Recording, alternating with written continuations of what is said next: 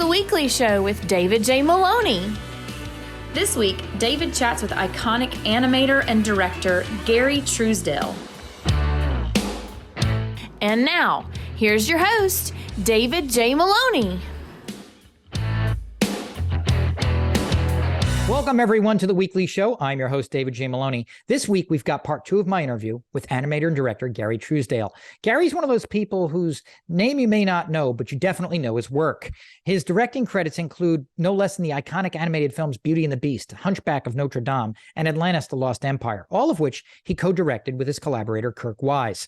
We have director Gary Trousdale back with us again tonight, so don't go anywhere. We'll be right back.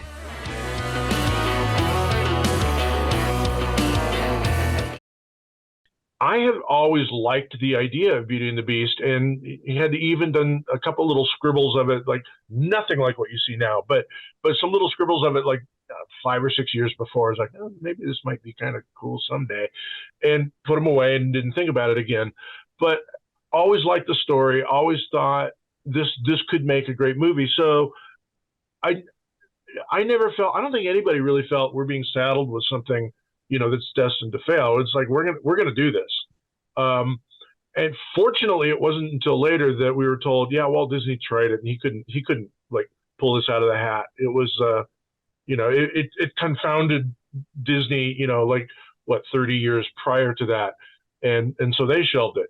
We didn't know that. So we didn't know you couldn't do it. So we went ahead and did it.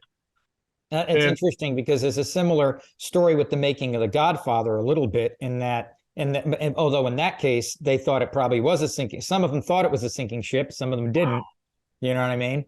And it's funny how many movies are like that you hear like afterwards, like, oh yeah, people, they had no confidence. Lion King was that way. Wow. It was a troubled picture for a while. And people were like, oh God, it's just Bambi with lions. It's like, it's not going to do that great. Jeffrey Katzenberg himself said, guys, if this movie breaks $100 million, I'll eat my hat. And yeah, to my knowledge, he never ate any hats. But there's a lot of movies that are like that you hear that, oh yeah, this wasn't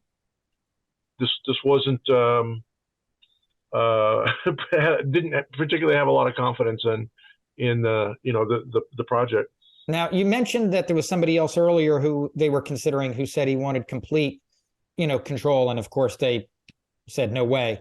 Yeah. Going into this, leading up to that first day on the job, did you and Kirk have any conversation about what creative or directorial principles you were going in with? I mean, like, was it like, okay, as the temporary directors or whatever they called you, we're going to be open to these kinds of creative decisions, closed to those, we're going to change this, hire this person, get rid of that person? Or did you not even have that ability to make those decisions at that point? Hiring and firing, we really had no input. It was like, you've got the Disney team and they're behind you. You're not going to bring anybody in from the outside. And frankly, we had a lot of great people inside.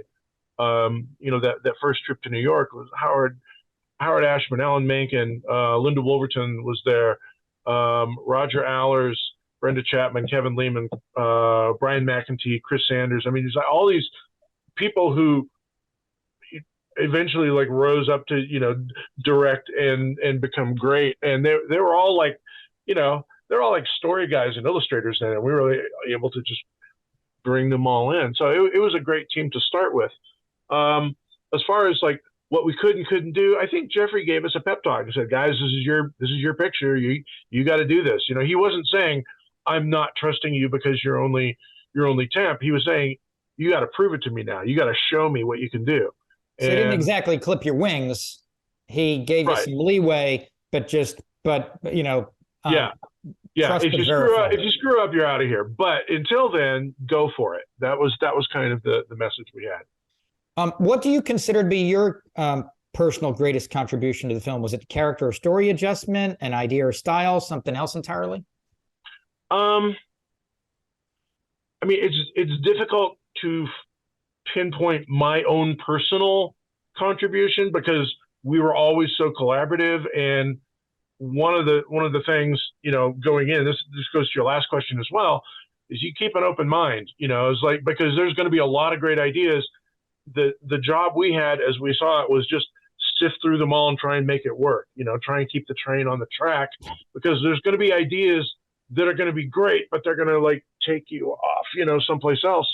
And you have to figure out what's what and keep it going. So that was maybe a contribution, just like the other analogy was the circus performer spinning all the plates, on the sticks, and like that one's getting wobbly over there. You got to go run and get it. Oh, that one's getting wobbly. So we're doing a lot of that. I know one of the things we did early on, and this might have been me and Kirk. This might have been me and Chris. I can't remember exactly who it was, but really early on, the magic in the castle was just, kind of floating behind Belle. Every wish of hers was granted, and attended to. So floating plates of food would follow her, and lights would just illuminate as she passed. And if she wanted to sit, a chair would slide up. And we said, why aren't these characters? Why aren't we making? Why is it all this kind of floaty magic stuff? Let's turn them into characters. And that's where a clock, a candle, and a teapot came from. And admittedly, with the most on the nose personality traits, like, oh, the clock is tightly wound, and the candle is flaming with love, and the teapot is warm and cozy. It's like, so what? It worked, Yep. And then they became Disney on Ice characters too. Right. Right. So take us to the release weekend. Did you have an idea at that point as to whether you had a hit on your hands or not? We were really liking how it was looking. I mean, we were very happy with the look. And again, this was before Disney split their production team into into parallel productions. So we had everybody great. All of the great people were on our film. And after Beauty and the Beast, it split, and you had the Ron and John track, and you had the Gary and Kirk track, and you had the Mike and Handel track. It just went in different directions, and a lot of these people never worked together again. You saw each other all the time, but you're working on you're working on this project, you're working on that project. So we had everybody, and we knew it looked great, and we had confidence. We didn't have confidence like Brian McEntee, our art director. He's the one that, several months before release, he said, you guys are going to make $100 million with this. And we thought he was insane, because no animated film had, the closest was Little Mermaid, and it made like 86. And that was like an insane success. So we said no, and none of the rest of us thought that. I don't even think Don thought that, but Brian saw. And so when it came out, and we had been doing test screenings, so we were kind of gauging audience reactions, and they were liking it. And we did the work in progress screening, which got a huge, great reaction. So we thought, maybe we got something here. Maybe this is going to do okay. And so when it opened up, well, yeah, we were like, you don't expect it, but you hope. And we had enough like kind of feedback to like kind of pump up our hopes. So when it happened, we were like, this is awesome. This is the greatest thing. When it did make 100 million, Don and Kirk and myself, we like ran to a liquor store, got a bottle of champagne, and ran to Michael Eisner's office. We were gonna like, yeah, we're the first animated thing to do this, and we were stopped cold, like at the door. No, you can't come in.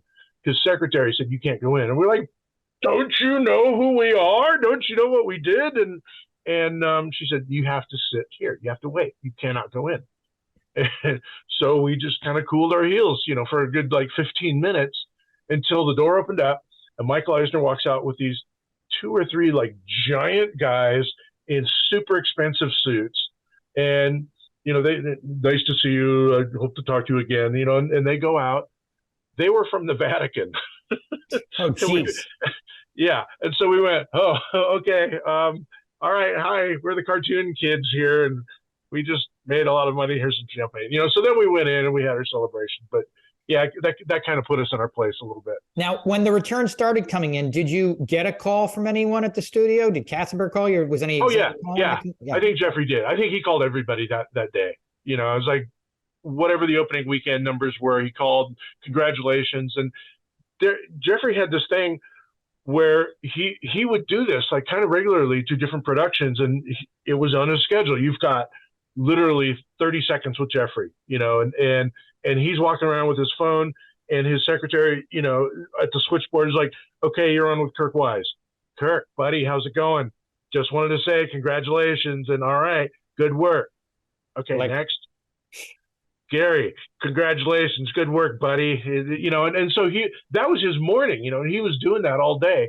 And so he called everybody. And to his credit, as mechanical as that sounds, it was really nice, and people really responded to it. So Beauty and the Beast goes on to become, I think, the only animated picture up to that point to be nominated for Best Picture by the Academy.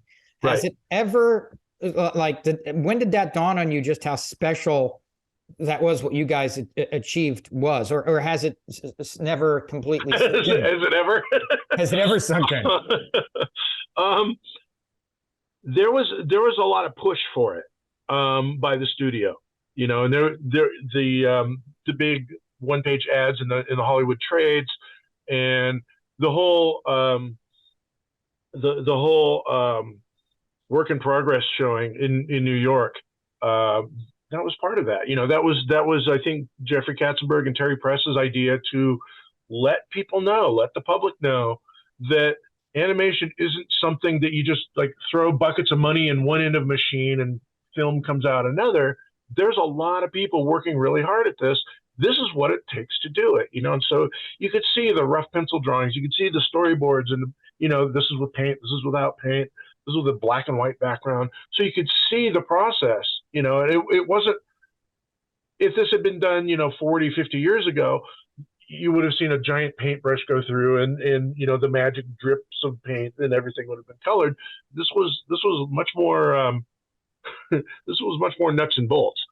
And so that was geared to it as well. So, and there was buzz. People were talking about it, and the Golden Globes didn't hurt any either. That was something that, I don't think we were expecting at all at that point. But when that happened, we were like, wow, okay, great. That's sometimes an indicator, so it's definitely a precursor most of the time. Yeah. Our expectations went up another couple of notches, but it was still not until that morning that, the nominees were read off in New York at like 8 in the morning in New York, which was 5 in the morning, Los Angeles. So everybody in Los Angeles, that worked on it was sitting in front of their TV and their bathrobes and their pajamas and their underwear and whatever, and like watching. At the time, I had a 3-year-old at home, so I couldn't go, yeah, I couldn't yell, because it would wake him up. You run outside to scream, yeah. Yeah. Go lock yourself in the car and scream as loud as you can. Right. So yeah, and so that was pretty amazing right then. It's like, oh my God, we just got nominated, and like you said, it was the first time that an animated picture had been nominated for best picture. To my mind, it's the only time, because that was when there were only 5 nominees allowed. They've since opened it up to 10, and Pixar has picked up. To me, that's like, yeah, okay, whatever. Yeah, they'll let anybody in now. But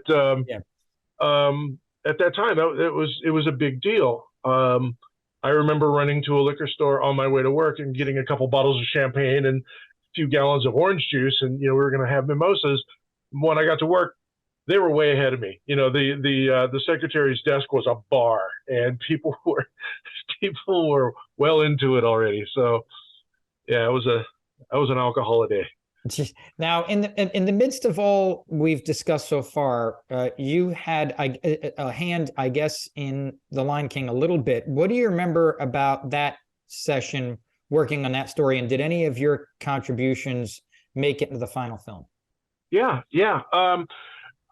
I remember at that time I was happy to draw again. I was happy to do storyboards again, and not have to be in the big. The big meetings. We did have a big meeting kind of early on to kind of change the direction of the film, because it was, like I said before, it was kind of floundering. They didn't know what was it was Bambi with lions, and what are we going to do? How are we going to make this more epic? How are we going to make this a better story. And there was a bunch of us around the room, and some of the ideas were, I think one of my ideas, they had already talked about, just like upping the royalty and the bloodline and, and all that stuff. And I think it might have been my idea to kind of bring the Arthurian, the land is the king is the land. When the king is deposed, the land suffers. So when everything is wasteland in the Pride Lands at the end, that's because the king is gone. And I had a hand in that. But actual storyboarding, there was the scene between like little Simba and Scar. When Simba's just crawling all over Scar. Oh, you're my crazy uncle, and you're so weird. And Scar says, you have no idea. And that was mine.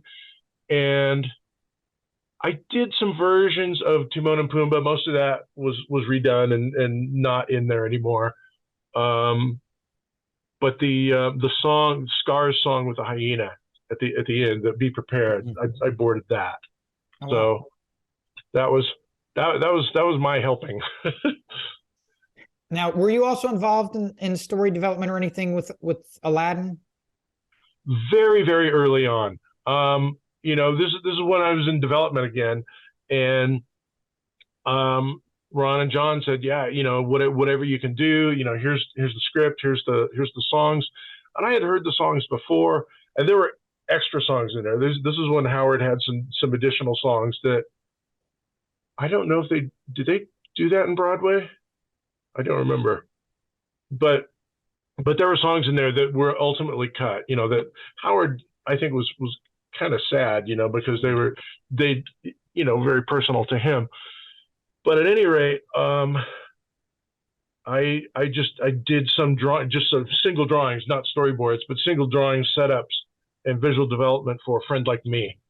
And I think there's one gag, like one line, when the genie says, when Aladdin's looking at a menu, he says, try some of column A, try all of column B, and these two columns shoot up. That was columns. Yeah. Now, your next big project, The Hunchback of Notre Dame, was that film even on your radar before Jeffrey Katzenberg called you? Nope. What's the story behind that call? Kirk and I were working on a different project. It was an Orpheus and Eurydice project, and we'd been on that for several months. I think David Getz was on that with us as well.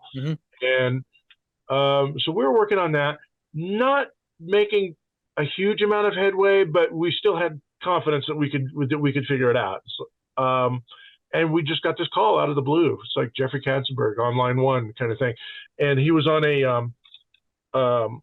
one of the StarTAC phones, a speakerphone. Flips. Yeah, I had one of those. Yeah, and so Kirk and I were both there, and he goes, "Guys, drop everything.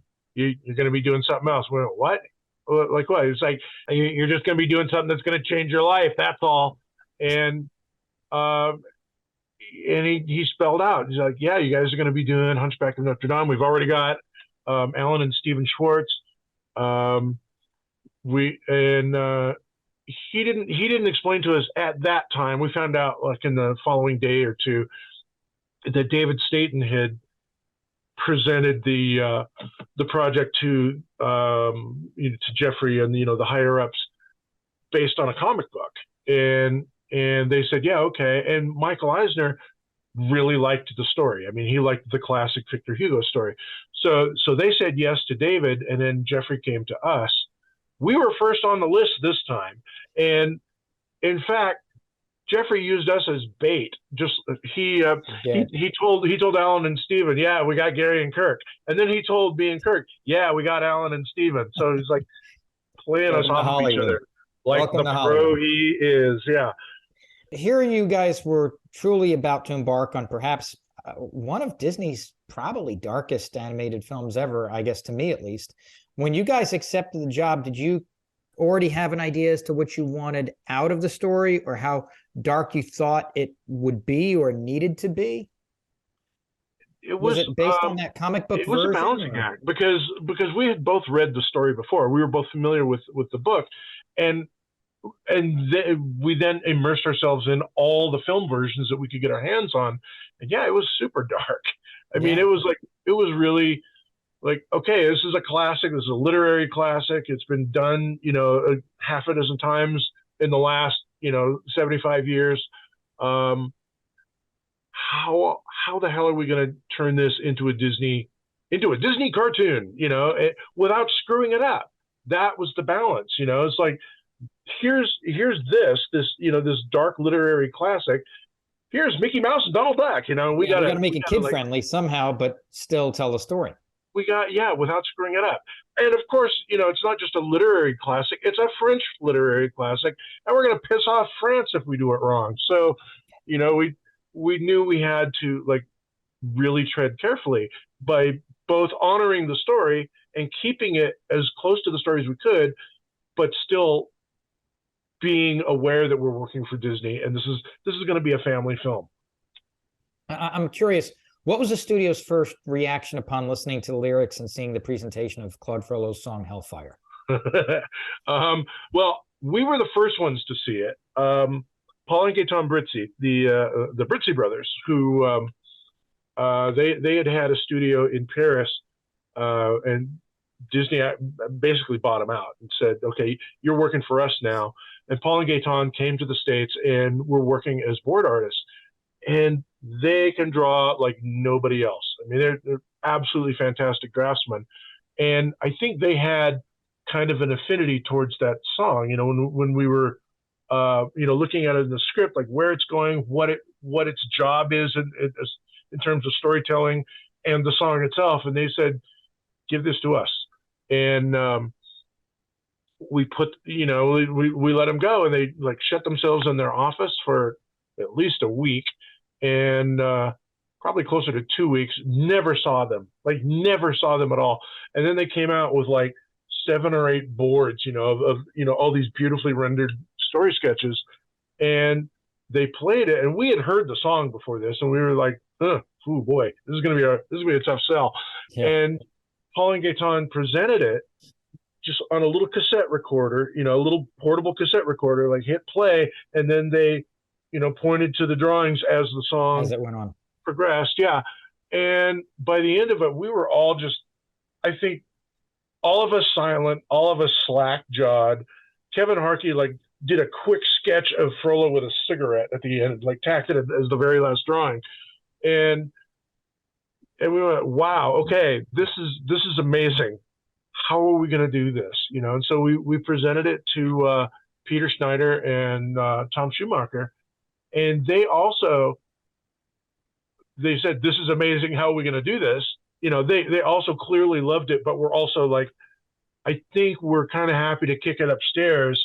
And Michael Eisner, Roy Disney may have had a little bit of trepidation, but Michael Eisner is the one that said, no, let's do it. This honors the tone of the story, and this is good. I think if we soften this, we do it a huge disservice, and we do the film a huge disservice. And so, to his credit, Michael Eisner, came through on this.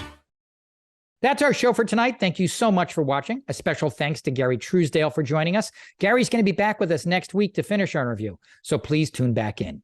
Stay safe, everyone.